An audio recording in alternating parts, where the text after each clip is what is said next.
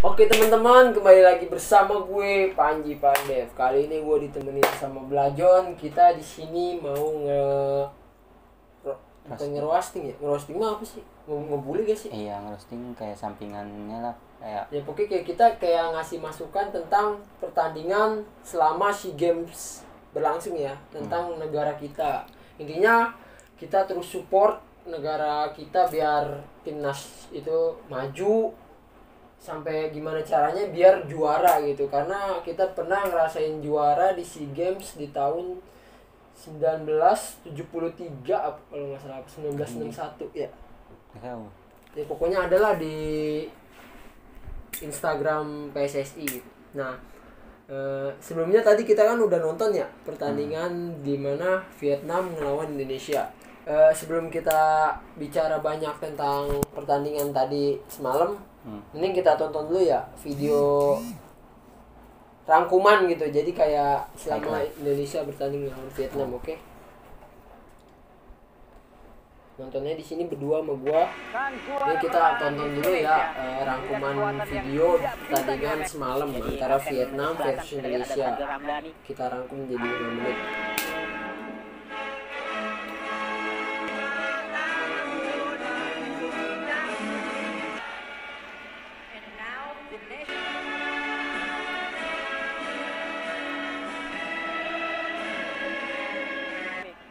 Berhasil mereka lakukan. Baru saja kita dengarkan juga tadi. Lino, Witan Sulaiman, Ronaldo, kemudian juga ya, menjadi salah satu strategi dari Sintayong sendiri ya. Vietnam, Nguyen Van. Babak pertama, Vietnam melawan Garuda Muda langsung dari stadion. Hadangan ya yang dilakukan oleh Rio Fahmi. Memang jelas ini merupakan kesempatan dari Vietnam. Betul. Memanfaatkan set. Ya, bisa tadi diantisipasi. Langsung baik sekali tadi diblok oleh pemain Indonesia. Sebuah serangan balik kali ini. Peluang. Satu peluang. Oh, tadi. Ya. Satu lagi set piece kali ini. Terlalu deras tadi. Evan Kwan. Babak pertama kali ini. Kan pertahanan. Ya, tidak terlalu. Cùng xem lại cơ hội bị bỏ lỡ cực kỳ đáng tiếc của đội tuyển U23 Việt Nam. Ít nhiều thì chúng ta bảo có thể đá chính ngay trong trận đấu đầu tiên này. Eki, những gì thể hiện ở đường Việt Anh sút xa. Bóng đá anh với tốc độ cao và sự linh hoạt của cầu thủ ở phía trên. Tiến Linh chân trái rất nguy hiểm. Và ngay cả hai trận đấu gặp các cầu thủ U20 Hàn Quốc banh bởi hơn một cầu thủ của U23 Indonesia. Lấy đâu? Đội tuyển quốc gia Việt Nam trong khuôn khổ vòng loại World Cup 2000 được đặt check bên phía cánh phải, tức là thuận cho cái chân Andika. Chúng ta còn Nhâm Mạnh Dũng, nhưng như đã biết thì Nhâm một điều không thể tuyệt vời hơn một hàng thủ có những cầu thủ cao trên 1 mét. Tranh chấp dẫn đến chấn thương của Tuấn Tài. Thực sự đó là một pha bóng xem rất thích mắt. Đánh đầu của Văn Tùng. Như vậy là thẻ vàng dành cho cầu thủ số 18 có bóng chính là Lê Văn Xuân. Nhưng điểm đến từ những quả tạt. Quả tạt bên phía U23 Indonesia. Khá nguy hiểm. Không an toàn. Khá nguy hiểm. Indonesia. Chúng ta vừa được xem lại thì việc bị mất người sẽ ảnh hưởng đáng kể đến lực lượng. Đây là những tình huống rất quen thuộc. Còn đây là một pha bóng tranh chấp rất bình thường của Văn Tùng. Và chúng ta cùng xét tiền vệ bóc tu bóc. Cái bóng hơi sâu. Đi câu Hoàng Anh. Biasaan kita. Bóng đội huyết. Kita maksudnya bukan Bây chúng ta đôi tay của Văn Toàn. Tuyến nhưng không giữ được chiến thắng khi để tính lưới sau quả đá phạt của Thong Long. Và kiểm soát không đủ chắc. Tiến Linh không được. Tiến Linh là cảm giác để tiếp cận trái bóng mà thôi. Tiếp tục là Lý Công Hoàng Anh. Quang đây. Văn Toàn. Lứa tuổi trẻ nhưng có được sự dày dặn của một người đã từng chơi cho đội tuyển quốc gia. Lấy đâu? Đang sang bên phải và Văn Đô đã. Adisachio. Vẫn là cơ hội. Vẫn là cao thủ Indo. Dứt điểm. Tiếp tục là cú thả bóng. Nhâm Mạnh Dũng. Rồi với đường mở bóng bên phía cánh trái, Lê Văn Đô thoát đi. Bóng này cả và chúng ta cùng xem ai là người chạm bóng cuối cùng. Tiến Linh. Và chuyển bóng quá hay. Chúng ta tăng cường hàng phải nói là cực kỳ chính xác của cầu thủ áo đỏ đã thành công với những tình huống cuối cùng. Huấn luyện viên Park Hang-seo và các tình huống chuột rút đơn giản là vì họ mạnh dũng. Có vẻ như bóng đã đi hết đường biên. Bóng ở phía trong. Chân phải cũng không phải là chân trước đội tuyển Philippines với tỷ số 2 đều trong một trận đấu mà cả hai bàn thắng đều. Ayu. Quá đơn giản. Nhưng Mạnh Dũng, Hùng Dũng và các tiền đạo cao lớn của chúng ta chơi bóng trên mặt đất có thể nói là cũng không đều ghi bàn. Không thể chê vào đâu được tình huống Hùng Dũng, nhưng đương nhiên là không thể cản được. Itu kita tonton ya rangkuman pertandingan, tapi sebelumnya kita udah nonton 90 menit pertandingan. Menurut gua di pertandingan babak pertama itu benar-benar terlalu monoton permainannya, selalu mati di tengah. Jadi dari kayak Rio Fahmi ke depan hilang, terus dari Rio Fahmi lagi ke Egy.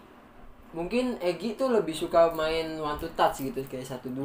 Nah, Rio Fahmi menginginkan buat main lambung, lari. Mungkin Egy juga ngerasa itu bukan permainannya, jadi masih miskom gitu. Nah, terus gua pokoknya kurang suka sih ngeliat permainan Indonesia di babak pertama maupun babak kedua. Menurut gua permainannya sama gitu-gitu aja, nggak ada peningkatan gitu. Ya menurut lu gimana sih, John? Selama lu nonton pertandingan itu? Ya gue ngeliatnya sih yang tadi gue bilang ya, kayak dari Rio Fahminya tuh kayak mungkin dia masih baru masih awal. Iya. Belum terlalu luas lah debut mainnya. Pertama dia di timnas juga. Masih banyak pembelajaran sih. Sebenarnya Rio Fahmi itu menurut gue bagus sih. Gue nonton dia main di Persija, dia bagus punya sih ya. kuat ya. Kalau di Persija ya. Punya kencang, mungkin butuh adaptasi. Nah, terus menurut lo penampilan dari kiper Indonesia timnas ini Adi Satrio gimana? Gua kalau soal kiper gua nggak tahu. Kalau menurut gua ya mungkin Adi Satrio itu terlihat menyepelekan gitu, kayak terlalu banyak kayak gini, berdada ini. Cuma yang ada di pikiran gue, dia ngelakuin itu buat nenangin dirinya biar nggak gugup di dalam pertandingan. Sebenarnya bagus Adi Satrio, cuma harus lebih dikembangin lagi karena dimana bola-bola gleser dia kurang nangkepnya, itu kurang pas gitu, selalu dipantul. Tadi ada 2 momen dimana yang di babak kedua awal musuh nendang ke arah pojok kanan, dia malah ditepis ke arah tengah. Justru itu ngebuat terjadinya kayak itulah, terjadinya gol bahaya tuh kayak gitu. Cuma untungnya nggak jadi dibuang sama back kita gitu. Nah terus yang satu lagi yang dari sayap kanan Vietnam, dari back kiri timnas kita, dia ngeset geser ke arah Adi Satrio, sama dia dipantulin begini dan itu nggak ketangkep. Untungnya terjadi pelanggaran yang dilakukan oleh striker Vietnam. Nah itu sih menurut gua. Terus kalau selama starting line up menurut lo pas gak sih yang tadi dipasang oleh coach Shin Tae-yong gitu? Menurut lo gitu? Menurut gua kayaknya nggak pas sih, tapi mungkin Shin Tae-yong juga pengen nyoba-nyoba kali ya, baru awal juga gitu kan. Apalagi skuadnya belum full line up gitu, masih ada yang belum masuk ke skuadnya. Ya, mungkin kalau dibilang nyoba sih enggak ya menurut gua, karena pertandingan awal perdana itu udah tahu lawannya siapa, dia juga udah kenal klub negara-negara di Asia Tenggara siapa yang terkuat. Dia juga udah pernah menghadapi Vietnam gitu. Indonesia terkena habis-habisan di Piala AFF kemarin. Mungkin dia berpikir itu posisi terbaik kayak gitu. Cuma gue tahu coach Shin Tae-yong itu tipikal pelatih yang nggak mau naruh pemain itu aja. Jadi ntar di pertandingan pertama pemain ini, di pertandingan kedua pemain itu, pertandingan ketiga tuh beda lagi gitu. Dia diputer-puter. Itu pinternya coach Shin Tae-yong. Cuma kalau menurut gue Indonesia itu kehilangan sosok Asnawi, Pratama Arhan. Itu bener-bener vital banget posisi di situ. tadi Rio Fahmi butuh adaptasi juga. Terus Firja Andika juga belum benar-benar mempengaruhi permainan gitu. Iya sih. Terus juga sebenarnya kalau dibilang kecewa, gue kecewa karena apa?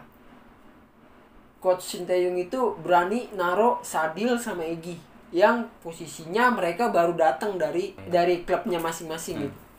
Kayak Egi dari FK Senika, Sadil dari Sabah. Terus mungkin kalau Egi sebelumnya udah tahu permainan timnas, sedangkan Sadil kan belum ya. Jadi ya itulah yang membuat permainan Sadil mati gitu, karena dia belum beradaptasi sama teman-temannya. Mungkin di pertandingan kedua dia bakal lebih baik lagi gitu. Cuma ya menurut gua, ya penilaian gua mainin Witan di awal. Witan tuh berguna banget. Irfan Jawari menurut gua udah mantap. Cuma nih di posisi gelandang, gua lebih kayak nyaranin coach STY buat Irianto sama Mark Locke itu jangan digabungin buat main bareng. Karena menurut gua dia posisi yang sama di gelandang bertahan. Dan jadi kita kurang penyerangan buat ke depan. Jadi mungkin emang maksud coach Shin itu buat bertahan di awal mungkin. Gua nggak tahu juga. Cuma menurut gua Irianto sama Mark Locke jangan main barengan. Kalau bisa Mark Locke main duluan atau Irianto duluan. Nah, di salah satunya itu buat gelandang yang lebih menyerang. Contohnya Abimanyu. Terus Marcelino. Tapi Abimanyu tadi dia kurang ya? Babak kedua mainin. Dia main sebagai apa? Gelandang pengangkut air. Gue tadi kurang gelandang tapi nggak tahu gelandang yang mana. Abimanyu itu pengatur ritme, guys. Mungkin kalau menurut gua Abimanyu itu pengatur permainan yang bagus, cuma kurang buat bertahan. Itulah alasan coach Shin mungkin lebih masang Irianto atau Mark Locke yang lebih kuat buat bertahan gitu. Ya, terus udah ya. Irfan Jawari udah bagus. Mungkin di pertandingan selanjutnya Muhammad Ridwan bisa dicoba, pemain tinggi jangkung kita. Terus juga mudah-mudahan di pertandingan kedua Asnawi, Elkan Bagot itu udah datang kembali ya ke Tapi mungkin si coach STY mainin Sadil karena katanya kan rumornya ya si Sadil tuh langsung pergi, Mang. Oh, jadi cuma abis itu dia udah balik lagi ke klubnya. Oh. Jadi itu alasannya mungkin ya. Dia pengen nyoba Sadil gimana permainan di timnas. Iya. Dan hasilnya emang masih kurang baik ya. Iya, masih. Nggak gerak sih sama sekali. Kambuaya sih menurut gua udah bagus, tinggal emosinya aja dikurangin. Kambuaya kalau udah emosi parah. Menurut gua kita timnas kita nih jangan sampai kepancing emosi lah buat pertandingan selanjutnya. Fokus cari gol, banyak gol, karena kita udah kejebolan 3. Itu berat banget sih menurut gua, karena nanti kalau misalnya kita perebutan poin pasti yang dicari gol. Oke, kita harus banyakin gol di pertandingan selanjutnya. Intinya hati-hati buat lini pertahanan. Dan menurut gua di pertandingan kedua sih gua lebih nyaranin, tapi gua juga nggak so tau, mending Fahrudin di duetin sama Dewangga sih, karena mentalitas Dewangga itu lebih kuat. Permainan sama bagus sama Rizky Ridho, tapi mentalitas lebih kuat Dewangga menurut gua. Nah, terus buat selanjutnya juga kalau Asnawi datang ya Asnawi masukin di awal. Kalau misalnya belum ya nggak apa-apa, Rio Fahmi dicoba. Mungkin di pertandingan kedua dia lebih udah ngerti, udah adaptasi. Firja Andika juga, gue tau Firja Andika itu pemain bagus. Iya. Sumpah, gue juga sering banget melihat Firja Andika di timnas, di klub itu bagus. Dia berani. Mungkin dia ini di sini belum benar-benar adaptasi sama temen-temennya, tapi mungkin pertandingan kedua gue yakin Firja Andika bisa nunjukin penampilan terbaiknya. Udah, mungkin itu aja ya roasting masukan dari kita buat timnas. Semoga lebih baik di pertandingan selanjutnya, dan semoga bisa ngeraih medali emas. Itu yang kita harapkan seluruh rakyat Indonesia. Yakin sih bisa. Ini jadi pelajaran di awal, selanjutnya kita bakal menang terus insya Allah.